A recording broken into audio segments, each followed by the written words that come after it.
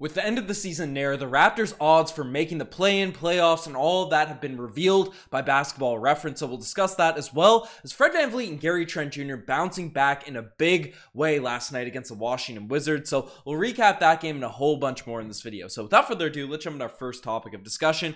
First thing we're taking a look at is the Raptors getting a crucial win over the Washington Wizards. Now, unfortunately, couldn't get a post-game reaction out to this last night. I apologize for that, but breaking it down here because the Toronto Raptors got a much needed win against Washington. Coming off that heartbreaking, devastating, whatever you want to call it, loss, just an ugly game against Washington. The first sort of game around on this back-to-back, or back-to-back games, not back-to-back nights, right? Toronto came out with a lot more energy and a lot more, the Washington Wizards, they're a solid team. With DeLon Wright in their lineup, they've actually been they have a really strong record with DeLon out there when he's on the court versus when he's not on the court. So, the Wizards are by no means a pushover, but they are a team that the Raptors, if we want to make a playoff push, are teams that we have to sort of be beating. And, in that game against Washington, Fred VanVleet, Gary Trent Jr. certainly did not live up to the expectations as two of the lead scorers, the lead shooters on this Raptors team. And last night, they bounced back in a big way.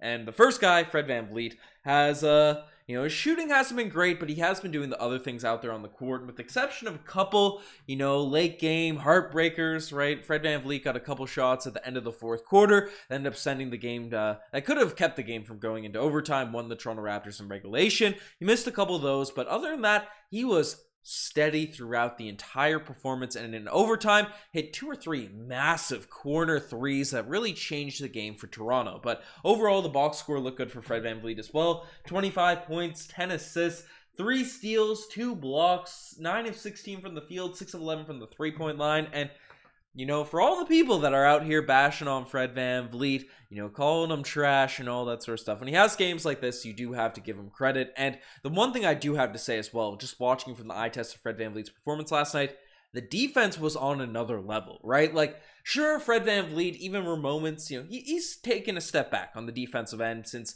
the All-Star game last season. But I feel like in recent weeks, it's taken a little bit of a step forward, and this is the best defense I've seen Fred VanVleet play in a very long time. He looks like he has his step back, his hands, plus his sort of ability to move quickly, position himself in front of the defenders, right, and poke those balls away, right? We saw it in the NBA Finals. He's capable of being an on-ball hound, right? Effective at guarding on-ball positions, but, hasn't been consistent, but it's nice to see him take a step forward in that direction last night. But also a guy that struggled coming off the bench in the first half of this Washington Wizards sort of 2-game series we've had going. The star boy Gary Trent Jr. returned in a big way last night, coming off the bench and showing what a team with depth, can provide for this Raptors squad. Because obviously our starting unit, even though we have had some lows with the entire roster, the starting unit hasn't really been that disappointing this entire season, right? It's the bench, the lack of depth that has really just hurt the Toronto Raptors' chances in terms of growing and, getting higher in the Eastern Conference. But Gary Trent Jr. in this one, coming off the bench, 26 points, 11 of 18 from the field, 4 of 7 from the three-point line, 5 rebounds, 4 assists, 2 steals. But again, 26 points doesn't even feel like it does the game justice to what Gary Trent Jr. was doing out there on the court. He was hitting a lot of tough shots, and the Raptors offense was sort of getting in a little stagnant, right? We needed a little push. Gary Trent Jr. was there to sort of bring the fire for this Toronto Raptors, kick it off on the bench unit. It was a great thing to see for Gary rocking it out on the bench for this Raptors squad. But, Fred VanVleet, Gary Trent Jr. knocking down shots, it's a huge plus for the game. I won't do as big of a deep dive as I usually do on these videos, but, Pascal, 5 of 10, they were really locked in on him in terms of the defensive end, but I thought he did a good job of facilitating with 7 assists, 4 steals. Right, OG definitely didn't have the same level of performance he had in the first half of this Washington Wizards back-to-back game, but unlike OG's poorer performances since coming back from injury, right, on the offensive end, I thought last night he did a pretty solid job guarding the ball, even though Bradley Beal had a bigger game in the second game of this half, right? I thought OG still played some solid defense when he switched on to Beal or whoever he was actually guarding, but Jakob Poeltl, interestingly enough, only got 24 minutes, even though he was playing solid out there in that run. I'm going to talk a little bit more in depth about Nick Nurse, but he had 14 and 5. Scotty Barnes, 12 points, 6 assists, 6 of 11 from the fields, doing solid Scotty things. And the rest of the bench, right? Precious Achua, he Nurse had some interesting comments heading into this game, talking about Precious Achiuwa missing coverages, blowing coverages on the defensive end. Now he's one of the Raptors' best defenders, but if he's not doing that, it's tough to really give him that long leash out there on the basketball court. He didn't have the greatest game again last night, but I thought Chris Boucher was pretty solid. Thaddeus Young only got 6 minutes of action, but this leads me into my final point I'll talk on this game, and it's about Nick Nurse, who is a guy that obviously championship level coach is doing his thing. I thought the minutes distribution was a little bit better in this game, right? We didn't see anyone overloaded too much in an overtime game. Like 40 minutes for Fred in an overtime game, I guess that makes sense. OG 39, 37, but if you look back to the OT games they were playing last year, this game would have been 50 minutes for Fred VanVleet, Pascal Siakam last season, and I thought he got a little bit more run with the bench, but Gary Trent Jr., I made a point, right? He got 35 minutes in this one with his big games, and you got to give Gary Trent Jr. this type of minutes night in, night out. So I'm happy with what he did on that front there.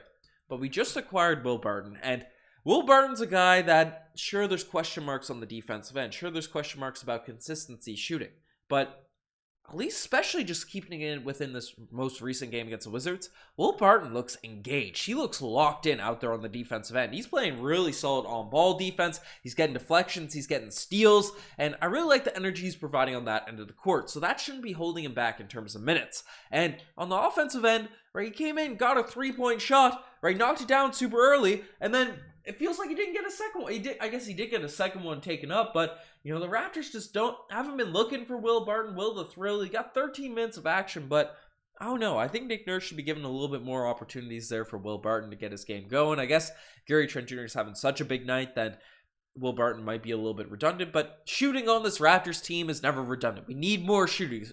We need more shooting, right? It's a big thing, and Jakob Poeltl only playing under 30 minutes. The fact that Jakob Poeltl's not getting big minutes for this Raptors team is confusing me, right? 24 minutes for Big Yak. I know Kristaps Porzingis is a floor spacer, but Daniel Gafford, when he was in the game, he went out a little bit early, but Kristaps down the lane, they were doing their thing out there, crashing, attacking the rim, or crashing the offensive boards, and Poeltl does a really good job at stopping all that. So I get that you want to run the starting lineup we had at the start of the year when Gary Trent Jr. is out there on the court, but Jakob Poeltl feels like a guy that's too much of a major piece to only be getting 24 minutes. That's at least my take there. Let me know if you guys agree in the comment section below. But big win for the Toronto Raptors. It also brings us in a nice position in the standings, at least giving us a little bit of a cushion against the Washington Wizards, right? 34. We're a game back now of Atlanta at this point. Half a game back of Atlanta, right? 2 games back of Miami, 4 games back of Brooklyn, who did end up winning last night. So fortunate stuff there, but it's nice to see the Toronto Raptors getting some W's and keeping their pace, right? Shaking off an ugly L against the Wizards in this first game around. But the next thing we're taking a look at, speaking of standings and all that, the Toronto Raptors odds revealed, because the Raptors, right, are a team that we're in a weird spot. You just saw it in the standings. We're still in the play-in, but we just acquired a couple of key pieces that should be propelling us to more victories, more wins. We have a tough schedule coming up ahead of us to, close out the season, and we're right in the middle of the pack with the Hawks, the Heat, the Wizards, and Basketball Reference. They always do a little bit of a breakdown. They use all the numbers, all the data to sort of make predictions, make odds in terms of where the Toronto Raptors can land, and they had this to essentially break down the Toronto Raptors position. They predict the Toronto Raptors being the 10th seed in the Eastern Conference, even though we just got a W against Washington. And, they have us a 0.101, I don't know what percentages this is, right? 0.01% chance of making the 5th seed, but a 3.2% chance of making the 6th seed. So those are the ones, if we go on a nice little win streak, that maybe we could get to. I think 6, there's a more reasonable chance of getting 6 than 2%, given how much the Brooklyn Nets have been struggling, the Hawks have been struggling, the Heat have been struggling, but I digress on that point. I don't know if this model they're using to predict the standings and stuff is taking into account Kevin Love being on the Miami Heat. But, and then we get to the more higher probabilities. And essentially for this distribution, right, they have close to 20% chance for 7, 21%, 22% chance for 8, and then, they don't, that's for the first round seed if we do get in, right? 1 through 6, still 2% on that front, and 11% chance for 7, right? 26% chance for 8, right? 26% chance for 9. I can't really read right now. 21% chance there, and a third, about a 14% chance outside the play-in. So that's essentially the odds, the predictions, the numbers are saying where the Toronto Raptors will land. I'm still hoping for 6. I think if I were to put my money on it, if I were to bet on it, right, I'd probably put the Toronto Raptors at 7. And if you want to bet on the Toronto Raptors, definitely check out the Coolbet Sportsbook. Their sportsbook regulated in Ontario, available all across Canada. And you can use the link down below to sign up for Coolbet, right, if you want interest in betting on this Toronto Raptors team, which, you know, late in the season, it's always a little bit of fun to shake things up. And, you know, Coolbet, you get the greatest odds and all that for any sport really in general. So shout out to Coolbet for supporting the podcast. It's meant the world to us over the past few months. But the next thing we're taking a look at in this video is Canadian suffers a serious injury. Now, you know, obviously Raptors Digest, we take into some Canadian news and stuff, and we got some unfortunate news from Memphis Grizzlies. I know it's a big meme to cheese on the Grizzlies right now, but, you know, I'm a big fan of this guy. Brandon Clark, news has come out that he's out for the season with a torn Achilles, and this is just heartbreaking news. So the guy that, you know, this year, the Grizzlies, they're trying to make a run for the playoffs, all that sort of stuff. And Clark's averaging 10 points per game, 6 rebounds, right? 1 assist a night, 0.7 blocks, 0.6 steals.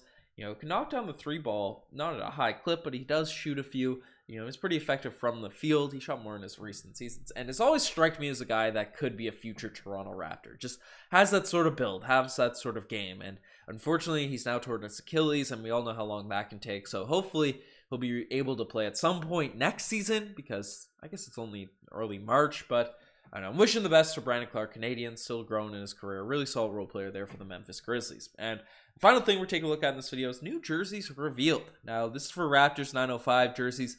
Don't want to get your hopes up, get the hype up for new Toronto Raptors kits, even though I'm desperately hoping those come for next year. Get rid of these vibes with the chevron stuff.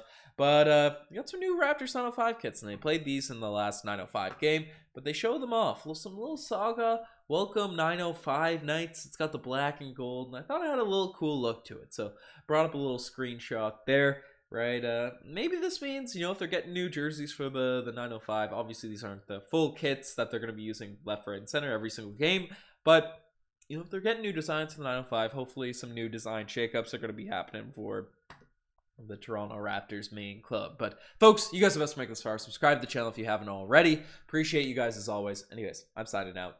Cheers.